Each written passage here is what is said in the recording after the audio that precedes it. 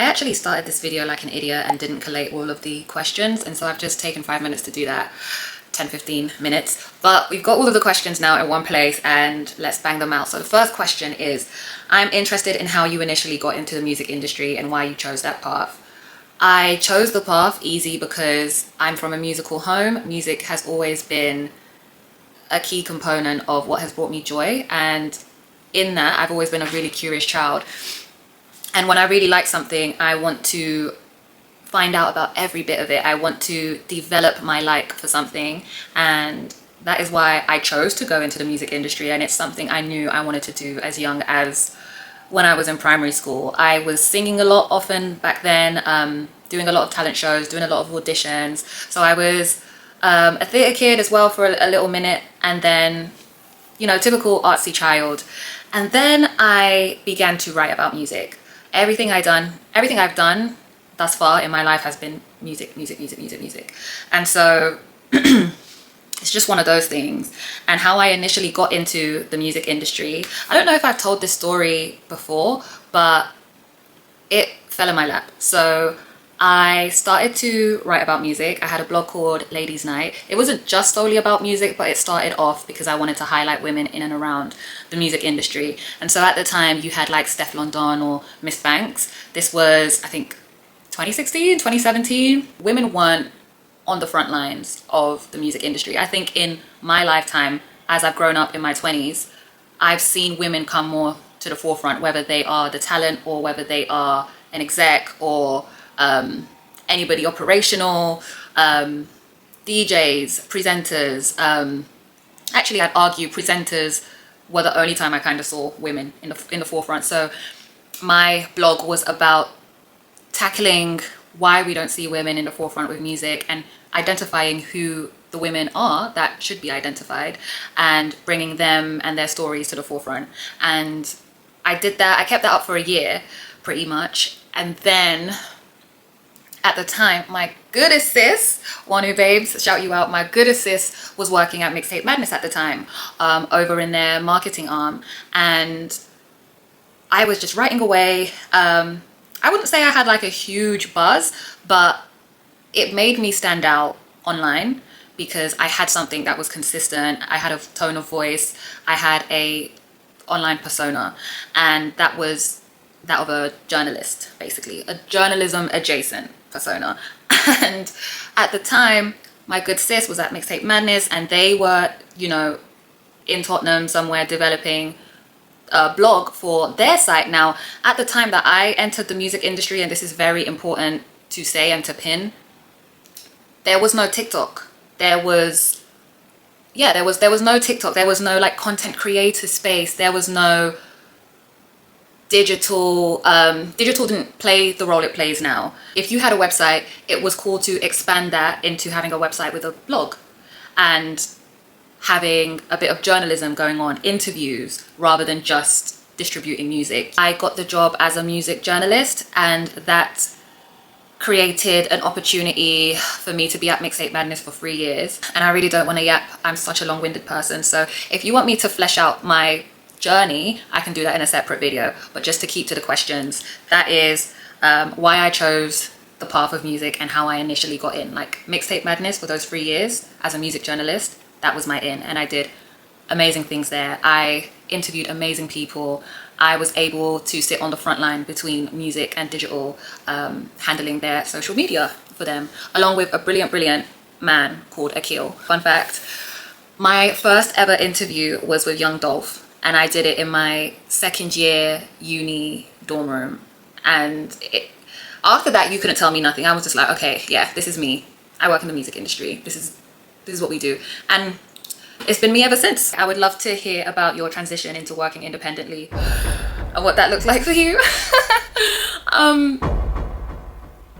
It's scary out here. I felt as though, and you've probably heard so many people say this before, but they just felt like they could do exactly what they're doing for others for themselves. I really do love any opportunity to be creative and to make real decisions in terms of strategic direction and creative and how we engage the audience. I love that. I love it. But creative differences, right? And so I thought to myself, for a long time about it, and I was just like, the only way to really avoid this is to do this for myself, to work as myself, to set myself up as a freelancer and then now a consultant. And there have been tough moments, I'm not gonna lie. You're at risk of being without a project or a job a lot of the time, and you have to keep your head on a swivel. You have to continue to pitch, you have to continue to update your portfolio, you have to really tell your story online. Like I am my bread and butter, so I have to make sure I'm constantly attracting opportunities for myself. But it's give and take, you know. I want to do this, and that's the main thing. I understand the risks, I understand the experience of it all now that I'm in year 2 of working independently. I think that was the question. Yeah, working independently. The transition wasn't as tough as, the transition isn't the tough part for me. The tough part is the making it sustainable part. Because I'm a 26-year-old, I have a life to live, I've got bills to pay, etc. But God has been good, and I have been able to work consistently with brilliant people. Now, I did have a gap, and I think that should also be its own independent video, because there is so much to say on that. And I think freelancers do need, we all need to just, freelancers, consultants, people who contract, I think we all need to just huddle and talk about the realities of how to keep ourselves afloat in said situations. What does my creative process look like when working on a project like Access All Areas? Let's circle back to this. Let's find out what you guys want, because I definitely want to give you real answers and real thorough responses. But top and bottom of what my creative process looks like is, one thing I don't play about is the notes that I make on day one. So if something comes across my desk, even before I've gotten the job or I've been contracted in, I will scope the whole scenery. I will look at, you know, comb through all the digital channels, etc., etc., everything I've seen about you online, not just on the digital channels, Instagram, TikTok, YouTube, etc. Also, if you have any interviews, or if you've made any, you know, Substack entries or whatever, I do a full comb through and I look at all of the imagery and I make notes about it that is categorized into, long story short, I create a profile based on who I think you are. And then typically what happens is you then speak to the brand or the artist or the whatever, and they tell you who they are. And you start to figure out, okay, here's the gap, here's the difference between what I thought and what you think. And basically the creative process there is to make the math. We want to get to a place where we're saying the same thing. That plays such a big part in informing my creative process, because I never deviate from what it is that I think someone could be seeing when they see you or your brand. The process definitely takes shape around the individual or the brand, but I say the individuals because more than the brands, it's the individuals in the team that allow me to create a process that works. Because I'm so nerdy and kind of go into like consumer psychology a little bit when it comes to content strategy and performance and just digital world building, this is something I can talk about from here to Angola. Okay. Do you have any friends in the industry? I have so many people I love in the industry. I have so many people I respect in the industry. But my unpopular opinion is that this is not somewhere where you need to find friends. I've met one of my bestest friends in this music industry.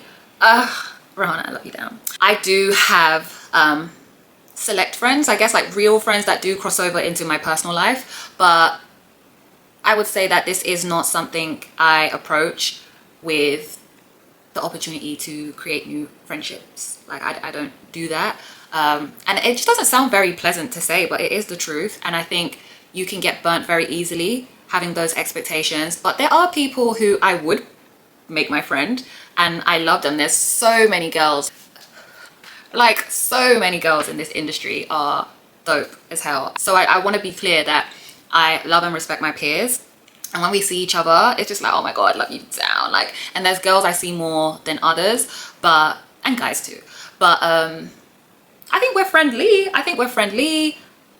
And does that answer the question? We're not friends, but we're very friendly, and that is enough for me. I've always kind of been a cliche, I know, I've always been a small circle kind of girl. I come from a very big family, so I have the quantity. All I want is the quantity. What? No, why did I fuck that? I just need the quality, and I'm very happy to work in an industry where there's so many girls that I do get along with. You're not gonna get along with everyone. What is something that you wish you could change about your role? Something I wish I could change about my role is how broad it is. I feel as though when you're working in social or digital arms of anything, you are closest to social. So there's so much that happens on social. It's really fast. It's one of the most, if not the most front-facing parts of somebody's brand or somebody's campaign.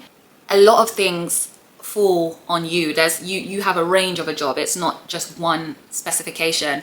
And as my career grows, I do try to move into, okay, this is my role spec, and let's try and stick to that. But ultimately, it's not realistic. Social is ever changing. Clients are going to demand that you adapt to what the social needs are, even though, you know, you might be signing a dotted line saying you do one thing and you're going to have to pick up the other things as well, as it pertains to how a brand or talent relates to their social presence. And so it has to, like, it's hands to the plow. It's not cute. It's not cute, but I'm really good at it, and that is something that just personally I have to really think about when it comes to what the give and take or the trade-off is with the work that I do. But those are all of the questions. I really enjoyed I really enjoyed talking about me. I mean, this is my YouTube, right? Of course I love talking about me here. I also love talking about me in my journal, but you can't read that, so you're gonna have to take this. I seriously hope this helps. I really do want to flesh things out further. I would not be on the other end all the way satisfied with these answers. I would want to know, like, practical, step by step, what do I need to do? And I want to do that for you as long as there are enough of you who would watch or like need that.